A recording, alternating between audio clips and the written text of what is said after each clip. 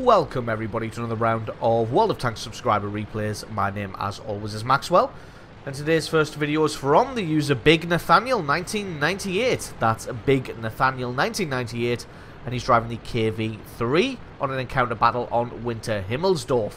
KV-3 being a tier 7 heavy tank for the Russians, Winter Himmelsdorf being one of the newest maps added to the game. Not really a new map as such, more of just a facelift for an old map. With different weather effects, but there are a few little odd changes here and there with little extra added debris piles and whatnot. So anyway, on to this replay. Big Nathaniel going to be heading straight away to Banana Alley here, not deciding to go up the hill with the rest of his team, which is par for the course for heavy tanks usually. Spots out a Chi-Ri here. Chi-Ri going to be backing off immediately as he knows he's been spotted out, but Big Nathaniel putting a shot straight through his turret regardless. Going to set up in a defended position. Did poke out a little bit early there before he's going to reload, and the Chi-Ri just took 3 quick shots at him. Luckily for Big Nathaniel there, most of those just bounced, and the Chi-Ri looks like he's coming back for some more for some reason. So Nathaniel just plants another big hit straight through the front of his tank there. So it looks like the enemy team is rushing quite heavily on the hill there. As you can see, quite a lot of forces flanking around the side of that church, and if they are left unchecked, then the battle for the hill is swiftly going to go sour. So those guys on the hills really need to react to that and be aware of it, and those medium tanks that are kind of loitering around in the background here need to either head up the hill or push here with Big Nathaniel. Big Nathaniel, I think, realizes what's going on.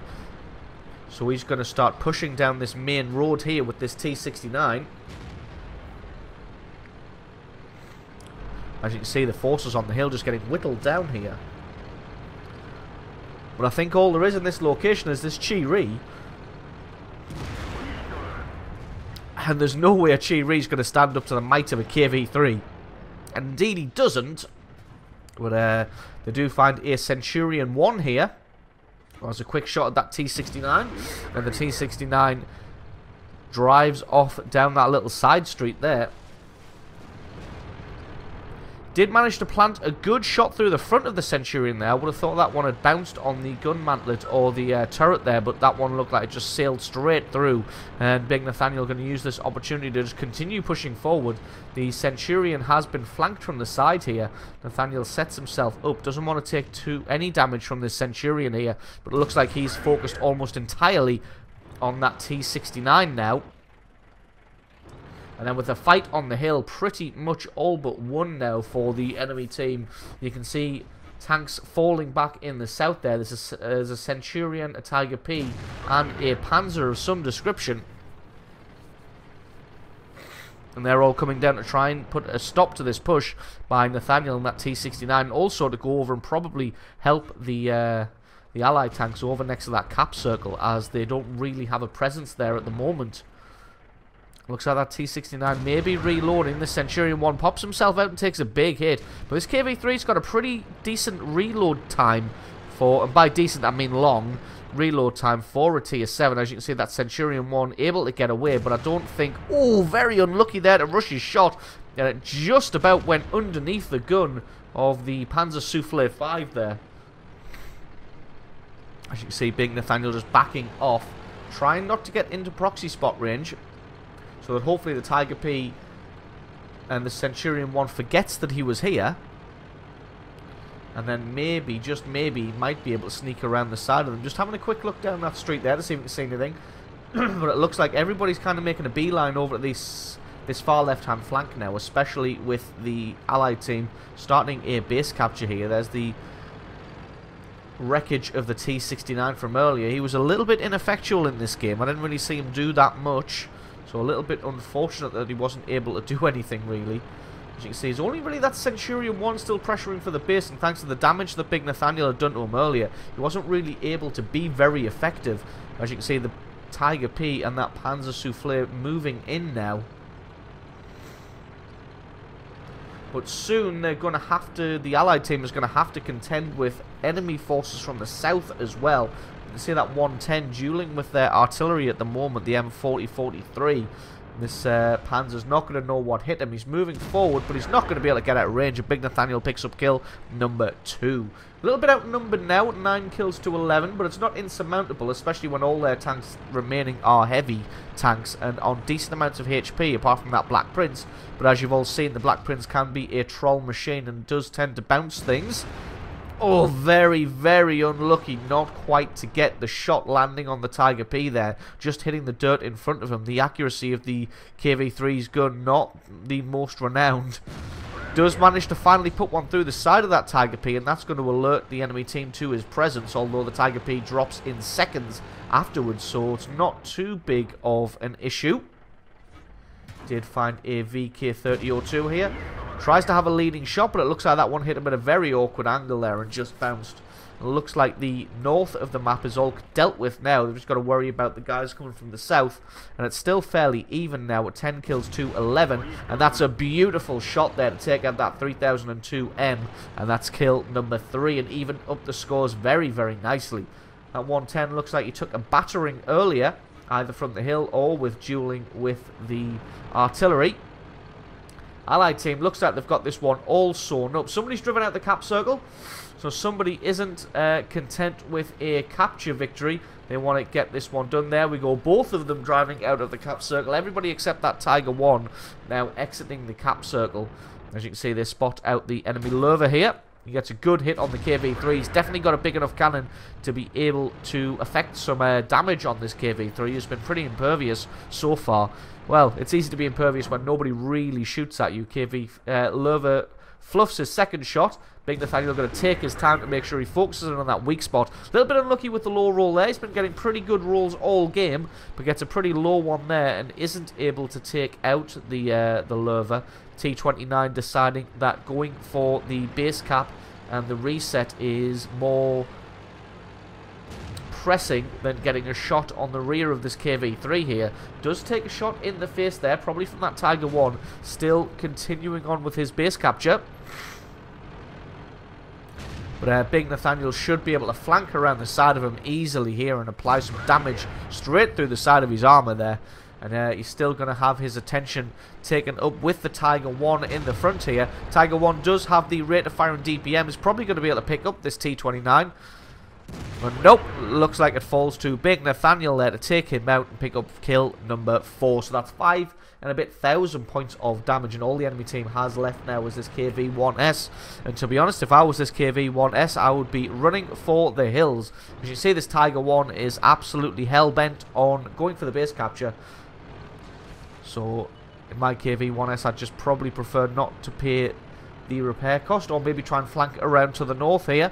But it looks like Big Nathaniel's got his numbers, so he's going to be chasing around to try and catch up with him and head him off.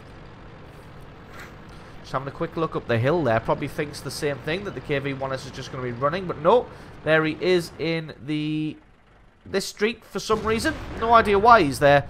But Big Nathaniel puts an end to his game and picks up kill number 5 and almost 5,500 points of damage. Absolutely awesome game there from Big Nathaniel 1998. Thank you very much for sending that one in. Stick around because as always a score screens and another game are coming right up.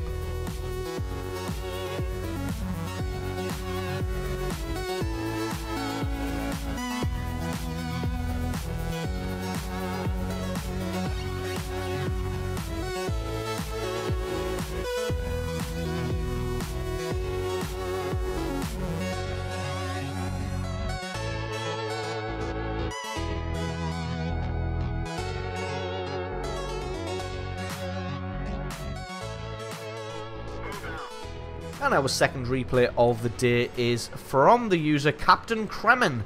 That's Captain Kremen, and he's driving the T49 on a standard Battle on Live Orcs T49, being a tier 5 turret tank destroyer for the Americans. Now I know I featured a few T49 replays in the past, but these things are always good for a bit of fun. As you know, this tank's pretty damn capable of wreaking havoc on an unsuspecting enemy team. So just sit back, relax, and enjoy the carnage, which is about to ensue. Not really sure what the Allied team is doing at the moment. They're kind of just milling around the centre. The guys who are going north know that they're going north, although a lot of them seem to be sitting on that ridge line there. And the rest of them are kind of just milling around in the centre, so not really sure what they're hoping to achieve there. And I think Captain Kremen realises that he's not really going to get any support on this right-hand flank now, so starts to transition back towards the centre. Maybe going to go and see if he can spot anybody unsuspecting trying to come across the swamp and camp out there, or maybe wanting to head up towards the town in the north there, see if he can effect some change up that way. But whatever his plan was, just deciding by the looks of it to abandon that. As you can see, there's a KV-1 coming in on his left-hand side, and there's an M6 starting to push up that direction. So going to head back across to the far right-hand flank. So no enemy tanks been spotted out there yet, and a couple of heavy tanks spotted up in the north. So if Captain Kremen's quick enough, may be able to catch somebody out.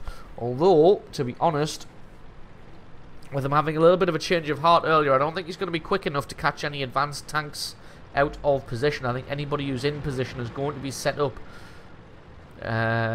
already. Although, to be honest, it doesn't look like there's anybody at all here. Not really sure where the enemy team is. Still not spotting anybody out. Does find a Jagdpanzer 4 here.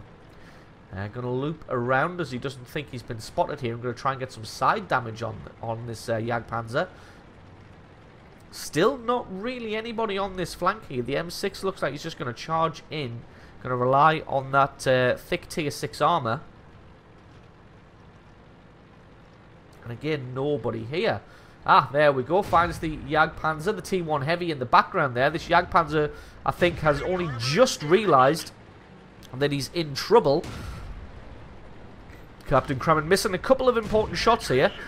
But I think the speed of the T49 is going to be more than enough to just carousel around this Jagdpanzer 4 all day long. Does take his track out there. I think the Jagdpanzer is just resigned to his fate and decides to give up there. Does see that the T1 Heavy's looking this way, so going to have to try and play a little bit of peekaboo over the hill. Does have a decent reload speed, gets his track taken out by the artillery, so got to play carefully here. This T1 Heavy comes charging in, as I think he could be seen by that KV-1. Looks like their M6 has actually been taken out already. I didn't see who managed to kill him, but pretty much all of the support that Captain Kremen had on this flank is now gone. Just planting another one in the dirt with the... doesn't have time to spend aiming here. Gets one good hit on the T1 Heavy. One more's enough to take him out. And that's kill number 2. Does find a Type T34 here, but it looks like he's dueling with the KV-1. Here the KV-1's cannon go off there. Just going to drop back by the looks of it and allow that KV-1 to finish him off. Unfortunately, the KV-1 gets taken out by the Hummel, so it's going to be left to Captain Kremen to take him out. Gets over the hill, takes a snapshot, takes him out, and that's kill number 3. Does see that there's a Panzer 38 NA on the other side of these train tracks, still sat in the bush camping. Well, not camping, it looks like he was trying to do some advanced scouting. Unfortunately for him, he hasn't been doing that great a job of it. With the amount of artillery on the field here, Captain Kremen's got to keep moving. He can't just sit and shoot at this Panzer 38 NA. Got to keep moving. As you see, 2 artillery shells land in very quick succession. Possibly a third there as well. Although that might be fire from the Stug 3 that is camping across the way there. Oh, he's just about able to get over the train tracks in time without taking any more damage and getting himself taken out there. So I'm pretty sure that would have been a kill shot there. But as it is, all of the tanks who decide to have a lazy meander up towards the town are in serious trouble now, as they have all been wiped out by that KV-1, who probably spent the entire battle sat in that exact spot that he's in now. Enemy team winning, not significantly, it's 7-9, but 7-10 is a little bit more significant now. All the Allied team really has is Captain Kremen here, a Crusader, and that 3 artillery. And the artillery haven't been particularly active by the looks of it. Although one of them does have a kill. Captain Kremen's going to have to get back here and try and defend off the base. As with pretty much exclusively heavy tanks here, as you can see, the ARL, the 1S and the 2 KV-1s, they're almost certainly going to be coming in for a base capture and trying to take out the artillery. The one thing he's got to be careful of is if they all decide to move forward together, there's going to be absolutely nothing he's going to be able to do, as they're all just going to be able to swarm him. What he's got to rely on here is the idiocy of and the hubris of World of Tanks players in thinking that they've probably got this one all sewn up and all won. Oh, very nice shot on the side of that KV-1S there. And it looks like the artillery's able to get a good hit on that KV-1.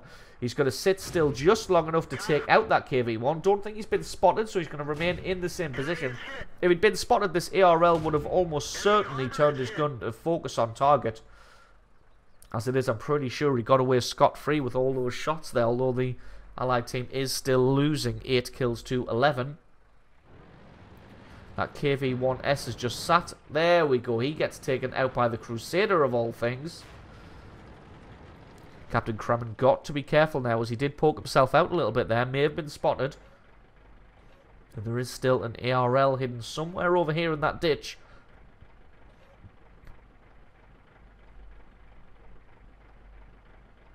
And there is still another KV-1 in the background. ARL pops up at the most bizarre angle I've ever seen, presenting all of his side armor to a potential attacker, and then just sits there and takes it. Obviously spotted out the artillery there, but that was almost the end of that ARL-44. But with the M44 Allied artillery spotted, you can just bet the Hummel, the Grill, and the AMX are going to be raining shells in any minute now. So Captain Kremen decides to make a move, and he's going to try and charge down on the ARL. He's only got about 113 hit points himself, so he's a one-shot from pretty much everything in the game. So he's got to play this one very carefully and very quickly. Does spot out the KV-1 in the background. I'm not sure why he didn't advance with the rest of his team. Just trying to find where this ARL finally is. Does catch him off guard now. He does start to traverse his turret, but he's got nowhere near the turret traverse speed. The artillery shells land again. And this Crusader has come over to offer some support. Looks like the KV-1 is focusing on this position, but he's not quick enough. Decides to fire at the Crusader, I think. May have seen him shoot there, and the Crusader picks up another kill. And that just leaves the 3 artillery and the Stug 3. Going to have to play this one carefully, though, because if you have a look, he is running quite low on shells. And with 4 tanks left on the field, he can't afford to be so trigger happy with his remaining shells. Although the HE that he's got packed is going to do good damage to the artillery. Although, to be fair, this game is sitting at 11 to 11 at the moment. He does still have allies that will also be able to do something. Just spotting out that Hummel and the Grill here. Hopefully the Allied artillery can do something here. Finds the Grill, so he's going to swing his gun around. The very, very slow turret traverse of this tank just getting in the way a little bit there. Has a shot into the fog of war. Doesn't want to have another one, just in case. As, like I said, he's down to his last 10 rounds here. Stug 3 pushing on that flank there, facing off against the Bishop. The Stug 3 takes a hit in the face. Oh, but then he's able to take out the Bishop, so he's got to be aware that that Stug 3 may be going for a base capture at some point, as he is pushing in further. Going to be flanking around the side here to try and catch this Grill off guard, but if I was that Grill, I'd probably be back in the town. Although, nope, he's still out way in the open. Only got 11 hit points left. Got to play this one carefully. Is able to take him out with a HE round. Now he's just got to try and push in on this Hummel. Oh, very unlucky not to penetrate the armor of this Hummel here. Takes the time, that time, to get a shot, penetrating shot through the side, and his third one's able to take him out, and that is kill number 8, although he's only got 6 rounds left. 6 should be enough for an M44, and I'm pretty sure that Stug 3 only had about 100 hit points left when last we saw him, and it's down all even still at 13 kills to 13. A T49 and M44 versus a Stug 3 and an AMX 105. T49 and the Stug 3 are both one-shot kills each. Stug 3 has now moved in on base. I'm surprised that M44 didn't advance forward after Captain Kremen had taken out the Hummel and the Grill because he knew that the Stug 3 was coming. Knew that the Stug 3 was pushing in on this position, but he still just sat there. Oh, first shot misses. Can he make the second one count? As he doesn't have very many shells. Nope, that one misses as well. This one has to land, really, and it does. And that's kill number 9. He's got to keep moving now, and he's got to find that AMX, and he's got to do it quickly, as he's only got 3 shells left. But again, I'm not really sure why that M44 didn't move forwards when he saw the Stug 3 was coming in. Probably should have advanced up towards the town after Captain Kremen had cleared it out. But as it is, he kept eyes on the M44 and allowed Captain Kremen to finish him off. And now it's just himself versus this AMX 105. Like I said, got to be very, very careful here because he has absolutely no idea where he is. From the way that his gun's pointed, I'm guessing he thinks that he's in those buildings over there, which would be a fair guess, as that's where the artillery is usually located. But as it is, he's on the train tracks. It looks like he probably was located up there, but he made a run for it. And it looks like he's probably going to be 2 shots for Captain Kremen here to be able to take out. But he's only a 1 shot himself. Even splash damage may be enough to do it. Only got 2 shells left. He can't afford to miss now, as both of these shots have to hit. But the AMX fluffs his shot, fires it way over the top, and he can just take his time. Let his gun aim all the way, and that is kill number 10 with the last shell of the game. So absolutely awesome replay there from Captain Kremen driving the T49. Bit of a nail-biter at the end, but still all came out on top thanks to Nerves of Steel. So absolutely awesome replay from you. Thank you very much for sending that one in. Don't forget, guys, if you've got yourself a great replay, then please send that into replay@screenreality.com. Link for that's in the description. If you enjoyed this video, found it entertaining, informative, or maybe learned a little something, then please consider hitting that subscribe button for more content like this in the future. Don't forget to hit like and leave me a comment in the comment section below. Let me know exactly what you thought. I've been Maxwell, this has been World of Tanks, and I will catch you guys next time.